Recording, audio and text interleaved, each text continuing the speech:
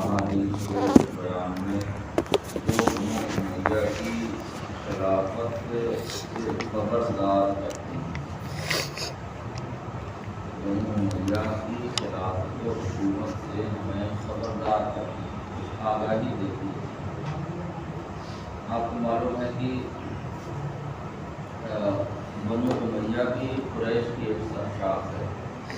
اور بنو العباس بھی قریش کی ایک شاخ ہے، یہ دو مشہور شاخیں ہیں۔ اور بنو امیہ میں سب سے پہلے خلیفہ حضرت عثمان غنی رضی اللہ تعالیٰ عنہ، اس کے بعد حضرت امیر معاویہ رضی اللہ تعالیٰ عنہ نے زمانہ حکومت سنبھالی۔ اس کے بعد بہت سے اور آئے،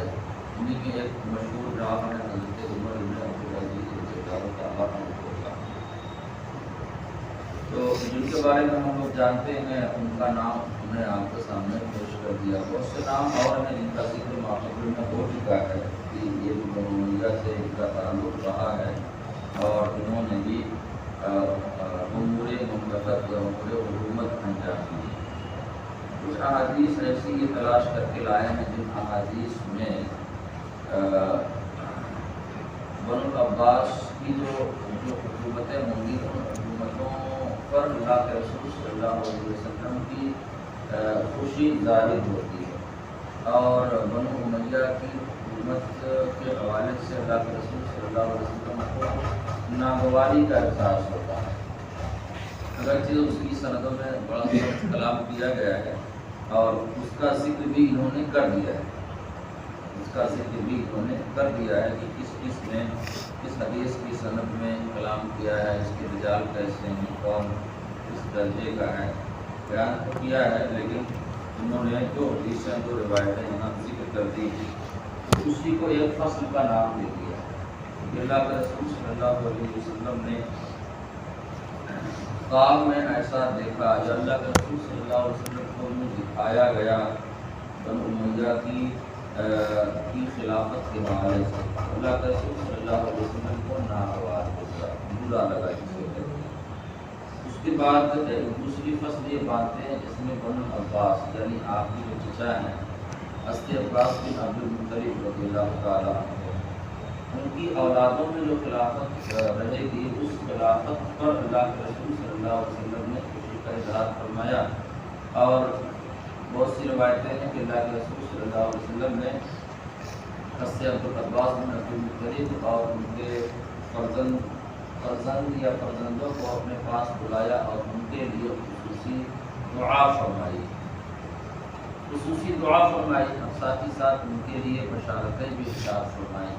اس زمانے مصطفیٰ صلی اللہ علیہ وسلم سے ان کے لیے بشارتیں اور ان کی حکومت اور مملکت کے لیے خوشی کا اظہار۔ اور بنو امیہ میں ایسے گزرنے والے تھے، ظاہر سی بات ہے ایسے گزرے ہیں، ان میں بہت سے حکام گزرے ہیں جنہوں نے اس امت کے معاملے کو ہر درجہ پیچیدہ بنا دیا اور قوم کو فتنوں کے حوالے کر دیا۔ جو اچھے گزرے ہیں وہ اچھے ہیں، جو برے گزرے ہیں وہ برے ہیں، اچھوں کو برا نہیں کہا جائے گا اور بروں کو اچھا نہیں کہا جائے گا۔ بہرحال زیادہ چونکہ برے تھے اس لیے اللہ کے رسول صلی اللہ علیہ وسلم نے ناگواری ظاہر فرمائی، ورنہ حضرت عثمان غنی رضی اللہ تعالیٰ عنہ کو بنو امیہ سے تعلق رکھتے ہیں اور آقا کے داماد ہیں اور تیسرے خلیفہ ہیں، ان کی خلافت ہے۔ اس کے بعد حضرت امیر معاویہ رضی اللہ تعالیٰ عنہ، اس کے بعد بہت عدل و انصاف کی حکومت نظر آتی ہے حضرت عمر بن عبدالعزیز رضی اللہ تعالیٰ عنہ۔ یہ معزز نام ہے اور جو معزز ہیں ان کا نام اس کلام سے لیا جائے گا، اور جنہوں نے اس امت کے معاملے کو چوپٹ کیا ہے ان کی سرزنش کی جائے گی، ان کے حوالے سے کوئی کلمہ تحسین نہیں استعمال کیا جا سکتا، اور تاریخ نے بھی ان کو اسی نگاہ سے دیکھا ہے جس طرز حکومت کی وہ بانی تھے اور جس طرح کی حکومت کیا کرتے تھے۔ بہرحال یہ دو روایتیں سب سے پہلے فصل اول میں جس میں بنو امیہ کی خلافت پر اللہ کے رسول صلی اللہ علیہ وسلم نے ناگواری کا اظہار فرمایا۔ امام ترمذی کی روایت ہے محمد بن غیلان ابو داؤد طیالسی حدثنا کے بعد کہنا کٹا ہوا ہے جی قاسم ابن فضل المدنی یوسف بن سعد سے روایت کرتے ہیں، وہ کہتے ہیں کہ قام رجل فی الحسن بن علی بعد ما بایع معاویہ، کہ جب امام حسن مجتبی رضی اللہ تعالیٰ عنہ نے حضرت امیر معاویہ کی بیعت کر لی، یعنی صلح اور صفائی ہو گئی، اور اس کے بعد حضرت امیر معاویہ کی بیعت کا آغاز ہوا، تو حضرت امام حسن مجتبی رضی اللہ تعالیٰ عنہ نے بھی ان کی بیعت کر لی۔ اب جب انہوں نے بیعت کر لی تو ایک شخص ان کے پاس آیا اور اس نے کہا سوّت وجوہ المؤمنین، یعنی بڑا سخت جملہ کہا، اور حضرت حسن مجتبی رضی اللہ تعالیٰ عنہ کو اس نے عار دلایا۔ جملہ کا سوّت وجوہ المؤمنین کہ آپ نے مسلمانوں کے چہروں پر کالی پوت دی ہے، یہ آج کا محاورہ ہے، آپ نے مسلمانوں کو رسوا کیا ہے، آپ کو ایسا نہیں کرنا تھا، لیکن آپ نے ایسا کیوں کیا؟ ایک تو اللہ کے رسول صلی اللہ علیہ وسلم کی بشارت کے اس حوالے سے، اور دوسرے حکمت کا، اس دور کے وقت کی نزاکت کا یہ تقاضا تھا کہ آپ ایسا سخت فیصلہ لیں، ورنہ خلافت مل جانے کے بعد، مسند خلافت پر مطمئن ہونے کے بعد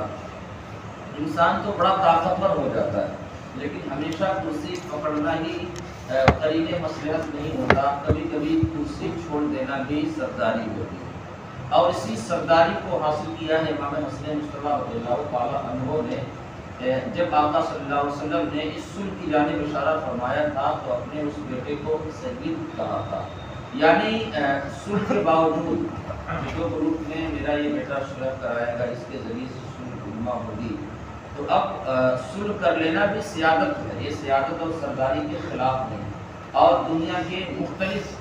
بڑے بادشاہوں نے آپس میں صلح و صفائی کی ہے، اس کے باوجود ان کی بادشاہت پر کوئی الزام تراشی نہیں ہوتی، لہذا اس صلح پر کوئی شخص غلط کمنٹ نہیں کر سکتا۔ بہرحال اس نے تو سامنے جرأت کر لی کہ جب انہوں نے یہ مسند ان کے حوالے کر دی اور معاویہ کی بیعت کر لی، اب اس کا سخت جملہ تھا کہ آپ نے مسلمانوں کے چہرے کو کالا کر دیا، آپ نے مسلمانوں کو رسوا کر دیا، تو آپ نے اس کو سخت جملہ نہ کہا، آپ بھی ایک سخت جملہ کہہ سکتے تھے، لیکن کتا اگر آپ کو کاٹے تو آپ کو نہیں کتے کو کاٹنا، آپ کو اسے صبر و شکر کے ساتھ، ظاہر سی بات ہے آپ تو یہ منصب چھوڑ کر ایک عام شخص کی فہرست میں شامل ہو گئے، ٹھیک، تو اب آپ نے سب سے پہلے دیکھیے کہ لا تغننی رحمک اللہ، اللہ تجھ پر رحم فرمائے، تم میری سرزنش نہ کرو، اور میں نے جو کیا ہے یہ بہت سوچ سمجھ کر کیا ہے، تم اس پر مجھے کوئی سخت جملہ نہ کرو، ٹھیک ہے، یا اس کا ترجمہ آج کی زبان میں نہیں ہو، ترجمہ جو کر نہیں ہوگا، وہ ترجمہ ان کی شایان شان نہیں ہوگا، وہ ترجمہ ہو سکتا ہے، اس لیے ہم نہیں کرائیں گے۔ فإن النبی صلی اللہ علیہ وسلم رعا بنی امیہ علی منبرہ فساءہ ذلک، کہ اللہ کے رسول صلی اللہ علیہ وسلم نے بنو امیہ کو اپنے منبر پر، اس منبر پر، اس منبر پر اللہ کے رسول صلی اللہ علیہ وسلم، یہ اشارہ ہے منبر پر چڑھنے کی، سے اشارہ ہے زمام حکومت سنبھالنے کی طرف،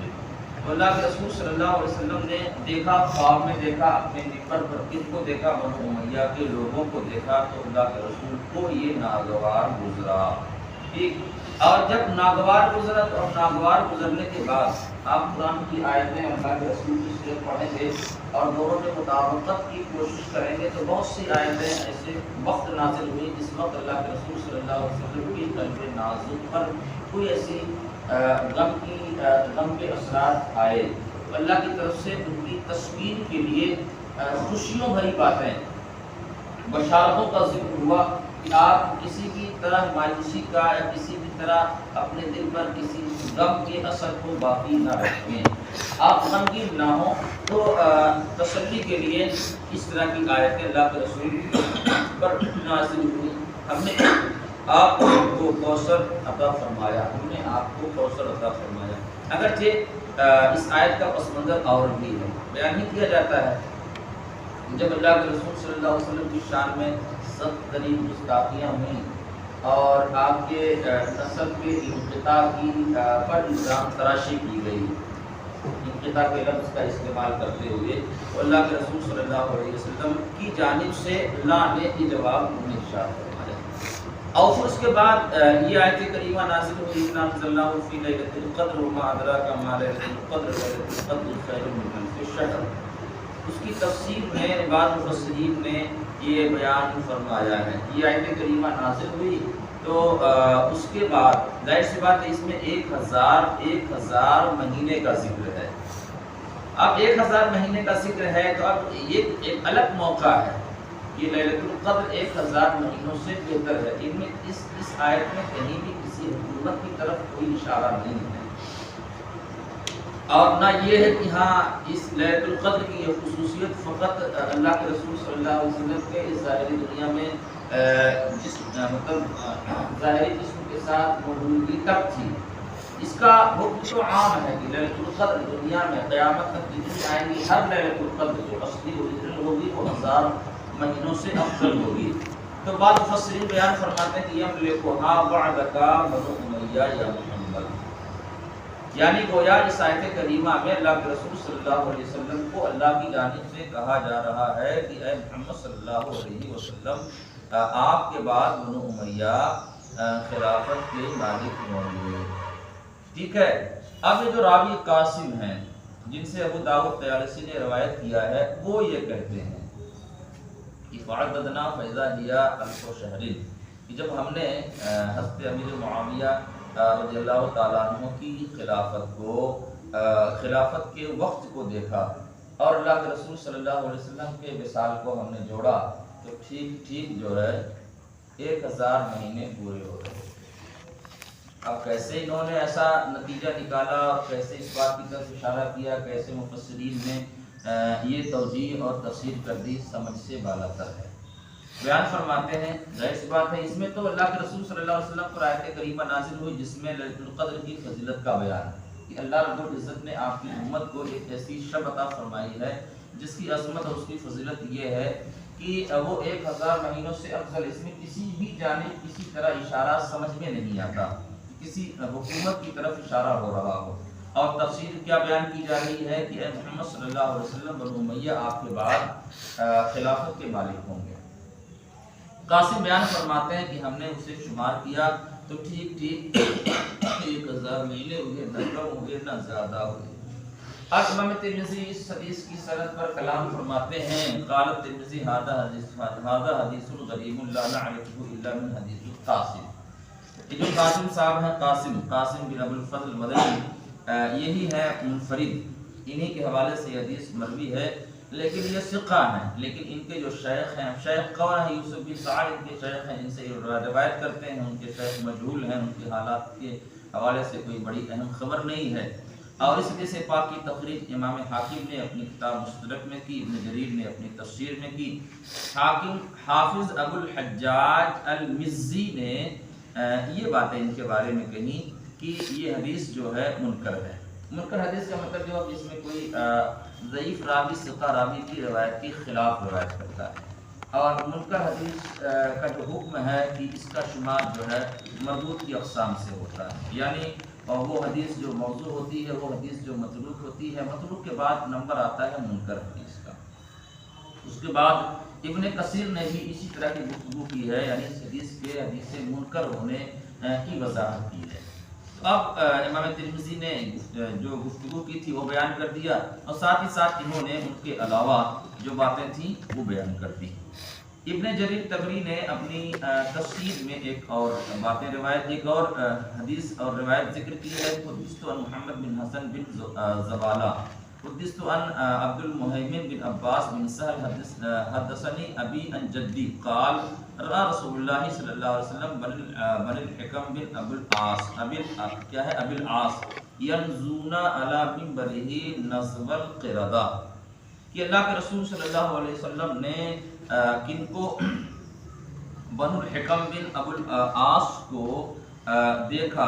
क्या देखा कि वो अल्लाह के रसूल सल्लल्लाहु अलैहि वसल्लम के मिंबर शरीफ पर उस तरह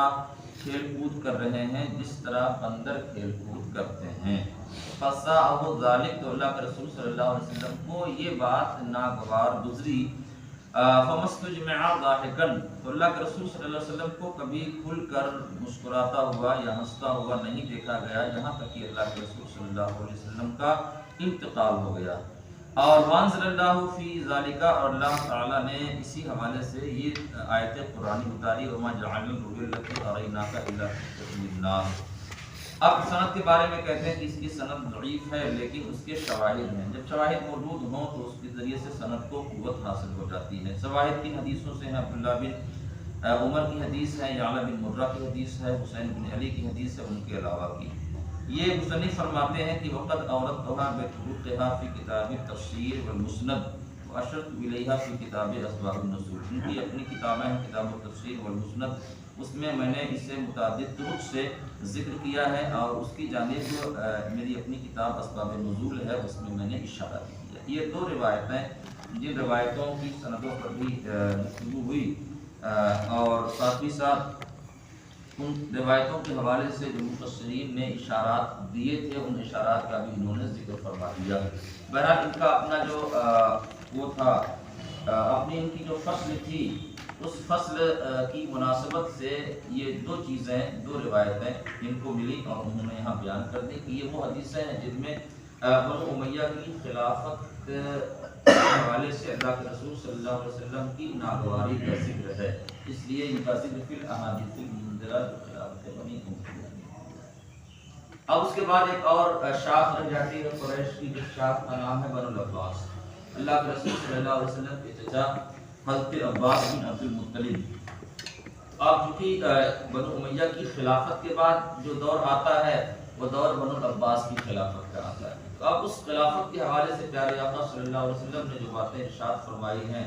खुशियों की, बशारतों की, उसको जिक्र करते हैं। फिर अहादीसिल मुबश्शिरा बि खिलाफत बनुल अब्बास,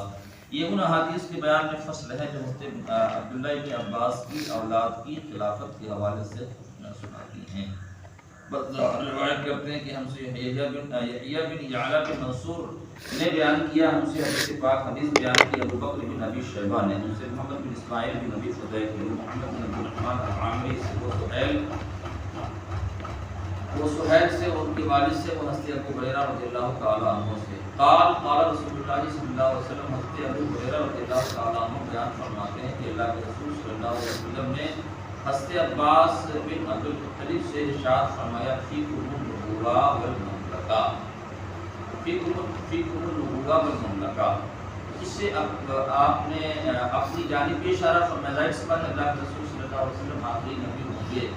तो अब इसके बाद किसी और नबी का आना, तो अब बनुल अब्बास में अलग से किसी नबी का आना तो है नहीं। बहरहाल दूसरा जो हिस्सा है ममलकत का, कि आपके ख़ानदान में, आपके नस्ल में ममलकत और हुकूमत होगी। तो अब ये गोया कि ये इस बात का इशारा देना, खुशियों भरा इशारा देना कि आप यकीनन अपनी आपकी औलाद में ममलकत के मालिक लोग मौजूद होंगे। इस हदीस की सनद में एक नाम जिक्र किया जा रहा है बाक़ौल में मोहम्मद बिन अब्दुल रहमान अल-आमरी का। मुसन्निफ ने उनके हवाले से कहा है कि ये आमरी जो है इनमें ज़ुअफ़ है, लेकिन हदीस की तखरीज अबू नुअयम ने दलाइल मुल्वा ने की है, इब्न अदी ने कामिल ने की है, इब्न असाकिर ने मिन तुरुक़िन अलग तरीक़ से अब इब्न अबी फुदैल से रिवायत किया है। अब यही अबी फुदैल, इब्न अबी फुदैल जो है मोहम्मद बिन इस्माइल बिन अबी फुदैल, ठीक है ना। अब जब इन्होंने मोहम्मद बिन अब्दुल रहमान आमरी से रिवायत किया है, तो मोहम्मद बिन आमरी को अगर दरमियान से हटा दें तो इब्न अबी फुदैल ने किसी और से भी इसको रिवायत किया है, और इसके इस रिवायत के ज़रिए से वो दुअफ़ जो आ रहा था इस रिवायत में वो ख़त्म हो गया है। यानी वो दुअफ़ जो पैदा हुआ है उस एक रावी की बुनियाद पर आया है, उस रावी के अलावा और भी रावी हैं जिससे इब्न अबी फुदैल ने रिवायत किया है, तो वो दरमियान से हट भी जाएंगे तभी जिस पर कोई फ़र्क नहीं पड़ेगा। इमाम तिर्मिज़ी फरमाते हैं, एक और रिवायत बयान फरमाते हैं, इब्राहीम अन सईद जौहरी अब्दुल वहाब इब्न अता अन सौर बिन यज़ीद अन मक़बूल अन कुरैब अन इब्न अब्बास रज़ियल्लाहु ताला अन्हुमा क़ाल, قال رسول اللہ صلی اللہ علیہ وسلم عباس، اللہ کے رسول صلی اللہ علیہ وسلم نے اپنے چچا عباس بن عبد المطلب سے یہ بات کہی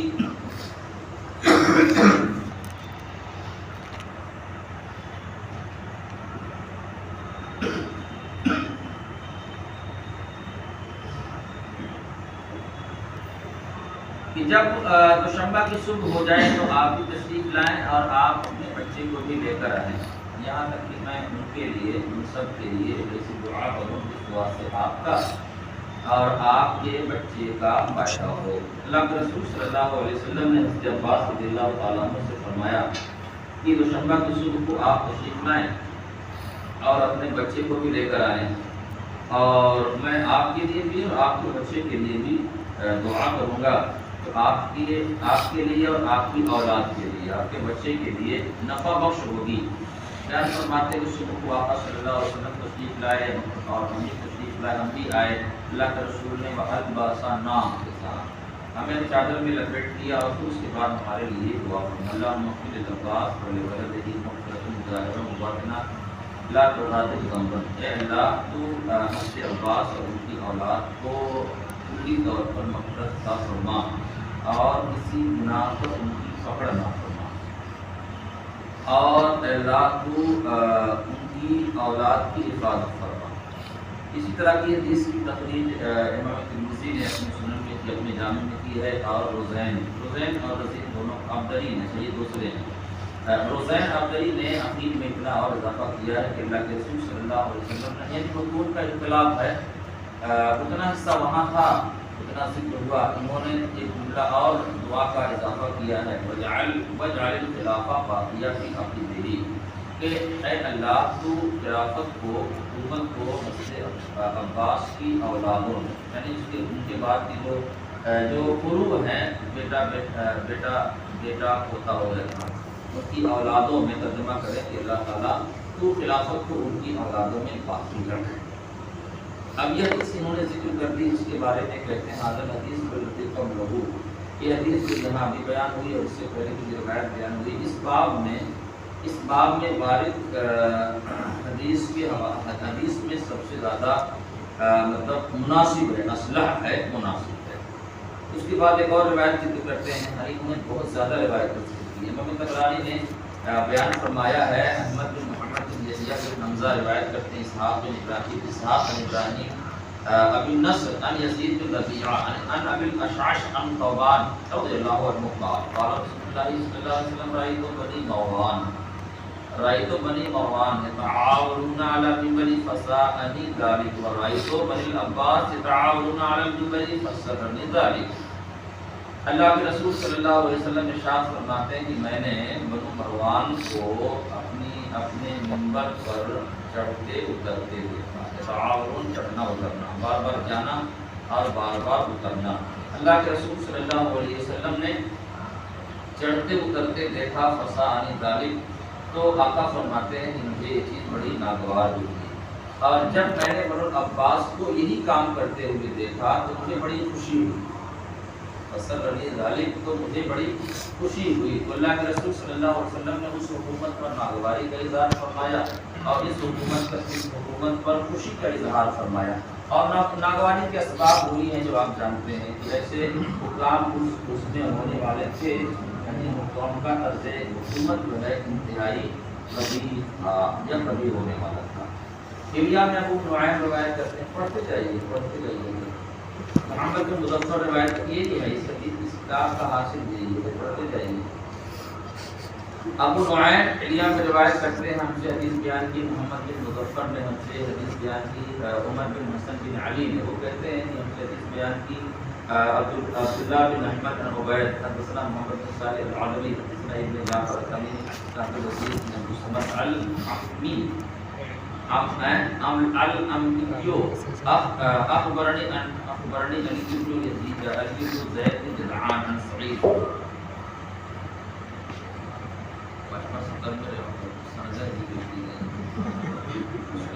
عن سعید بن مسیب عن ابی ہریرہ قال خرج رسول اللہ صلی اللہ علیہ وسلم فطلق قول عباس فقال اللہ اشکرک یا ابا الفضل حضرت ابو ہریرہ رضی اللہ تعالیٰ عنہ روایت کرتے ہیں کہ اللہ کے رسول صلی اللہ علیہ وسلم تشریف لائے نکلے تو حضرت عباس نے آپ سے ملاقات کی تو آقا صلی اللہ علیہ وسلم نے آپ کی کنیت کی جانب اشارہ کرتے ہوئے اے ابو الفضل کیا میں آپ کو کچھ خوشی کی باتیں نہ سنا دوں؟ تو انہوں نے عرض کیا رسول اللہ صلی اللہ علیہ وسلم بالکل سنا دے، خوشی کی بات کون نہیں سننا چاہتا؟ تو اللہ کے رسول صلی اللہ علیہ وسلم ارشاد فرماتے ہیں ان اللہ فتح بی ھذا الامر، اللہ رب العزت نے مجھ سے اس امر کی شروعات کی، اس امر سے اشارہ ہے اسی کی طرف، ہاں امر خلافت کی جانب اشارہ ہے کہ اللہ رب العزت نے خلافت کی شروعات میری ذات سے کی ہے اور بالذریت کا یختمون، اور آپ کی اولادوں پر اس امر خلافت کو اللہ تعالیٰ ختم فرمائے گا۔ سند ضعیف ہے، اشارہ فرماتے ہیں، پڑھتے جائیے۔ وقت وردہ من حدیث علی باسناد اضعف من ھذا، اس سے بھی زیادہ اضعف سندوں سے ایک حضرت علی رضی اللہ تعالیٰ عنہ کی ایک اور حدیث بھی مرفوع ہے، یعنی یہ ضعف آیا ہوا ہے، اب کسی راوی میں ہے اس کی طرف اشارہ نہیں کیا ہے، اس راوی کے اندر یہ ضعف آیا ہوا ہے، اس سے بھی زیادہ ضعیف روایت اور ہے جو حضرت علی رضی اللہ تعالیٰ عنہ سے محمد بن حنفیہ عن علی روایت کرتے ہیں، اور جو حدیث ابھی ذکر کی گئی اس کے راوی آخری راوی صحابی حضرت ابو ہریرہ رضی اللہ تعالیٰ عنہ ہے۔ بہرحال اس اضعف روایت کی تخریج کی ہے ابن عساکر نے، اور محمد بن یونس قدیمی کی طریق سے، اور یہ کون ہے محمد بن یونس قدیمی؟ وہ وضاع، ان کا یہ وضاع حدیث میں ان کا شمار ہوتا ہے،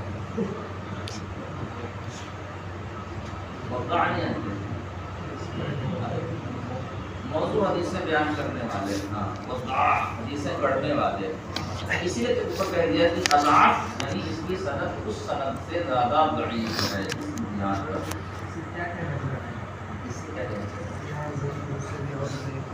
بیان کیا نا اس میں جو راوی آئے ہوئے ہیں اس پر وضع حدیث کا الزام لگا ہوا ہے، اور ماقبل کی جو سندیں ہیں ان میں کسی بھی راوی پر اس طرح کا الزام نہیں لگا ہوا ہے۔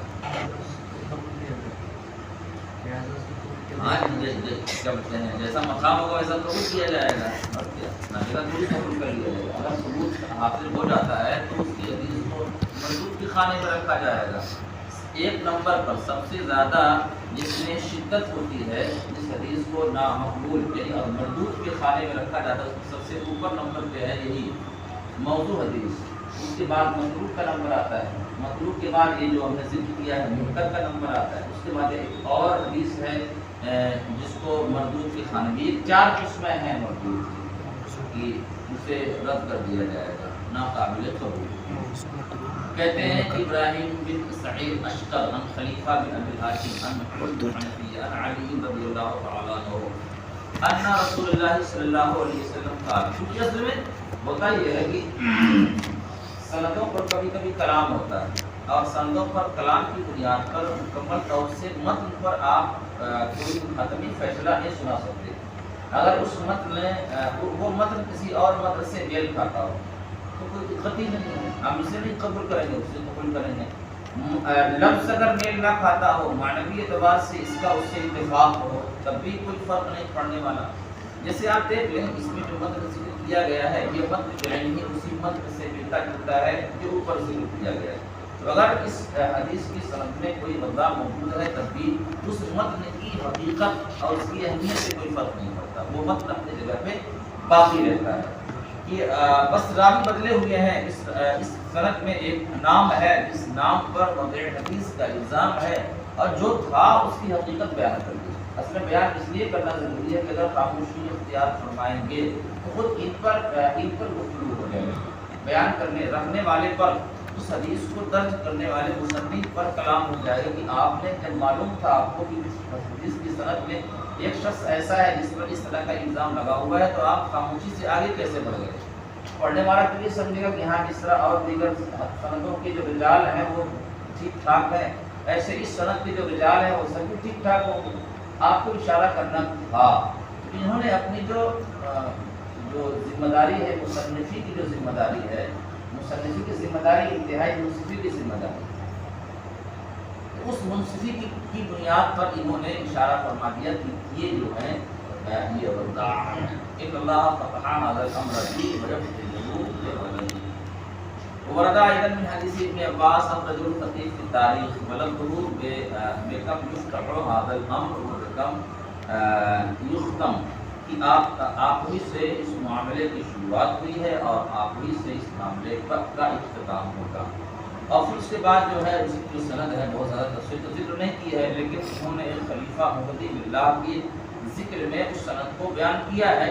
اور اسے وہیں چھوڑ کے. وردہ آیت من حدیث عمار بن یاسر اخذ خطیب، ایک اور حدیث بھی اسی طرح کی وارد ہے جس کے راوی ہیں عمار بن یاسر، اور خطیب بغدادی نے اپنی تاریخ بغداد بڑی مشہور کتاب بڑی تقریب جلدوں میں ہے. ٹھیک ہے. کلیئر میں ایک اور روایت محمد مطلب کو روایت کرتے ہیں، نصر بن محمد روایت کرتے ہیں، علی بن محمد صباح روایت کرتے ہیں، ابن راشد روایت کرتے ہیں، عبداللہ بن محمد مصعب روایت کرتے ہیں، عمرو بن دینار روایت کرتے ہیں، جابر بن عبداللہ روایت کرتے ہیں رضی اللہ تعالیٰ عنہ قال قال رسول اللہ صلی اللہ علیہ وسلم یکون من بلد العباس ملوک تکون عمراء امتی یعز اللہ بالدین. کہتے ہیں کہ حضرت عباس بن عبد المطلب رضی اللہ تعالیٰ عنہ کی اولاد میں بادشاہ ہوں گے، امت کے خلیفہ ہوں گے، اور ان کے ذریعے سے اللہ رب العزت اس دین کو منصور فرمائے گا. آپ مصنف صاحب اپنا فیصلہ سناتے ہیں کہ اس چیز کی روایت جو عمرو بن راشد ہے ان میں بہت پایا جاتا ہے. پڑھتے جاؤ.